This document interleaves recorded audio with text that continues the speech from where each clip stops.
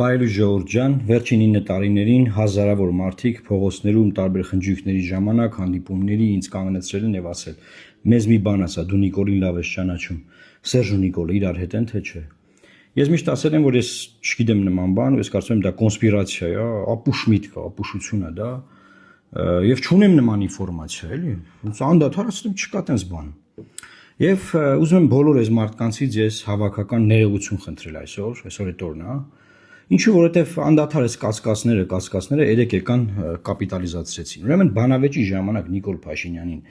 ամենաշատ նեղը գցած հարցը այն էր, որ ինքը երրորդ ժամկետ է գնում Սերժ Սարգսյանի նման, որին ինքն է դեմ եղել, ինքն է ձևակերպել դա, մենք էլ ենք իրար հետ դա եղել, իրար հետ ենք ձևակերպել, եւ Սերժ Սարգսյանը գնում է երրորդ ժամկետ եւ չի կարելի դա Լուկաշենկոացում է, դա ադրբեջանացում է, չի կարելի բան։ Երեք Սերժ Սարգսյանին հարցրեցին, ասում են Նիկոլը երրորդ ժամկետ է գնում, նայեք ինչ ասում։ Հնարված քարոզչական թեզեր եւ չեմ կարծում, որ ինքն էլ է հիմա երրորդ ժամկետում դրվում, որովհետեւ նախկին երկու ընտրությունները եղել են հենց արտահերթ։ Այնպես որ երրորդ ժամկետի խնդիր չկա։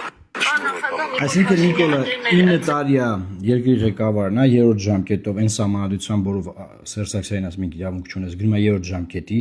այդ հարցի հիմնավորումը ոչ մի ձևի չի կարողանում տա ինչ ա ինքը արել։ Ու Սերժին ասում է մի հատ դու այդ դատերի ընթացքում մի հատ դատ անեմ, այդ հարցը մի հատ տենց այդ դզի, մի հատ սվաղի անցնենք գնանք։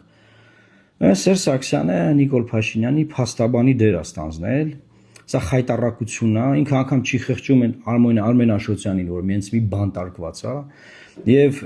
բնականաբար այս հարցը ոչ մեկ չի դնելու ԶԼՄ-ների մեջ, ԶԼՄ-ների ես հայտնի, դե ԶԼՄ-ների մեծ մասը ֆինանսավորվում են իր շրջանակների կողմից, եւ այդ հարցերը չեն դնելու, այս իր ասենց ընդդիմություն են խաղալու, բան անդադար, որ մի հատ 31 թվին Նիկոլը դառնա վարչապետ, հետո 36 թվին, մինչեւ ճիշտը չխոսանք, չբացահայտենք այս մարդկանց, մինչեւ Նիկոլի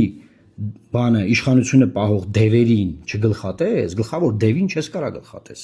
Էսա պետքա բոլորը հասկանան։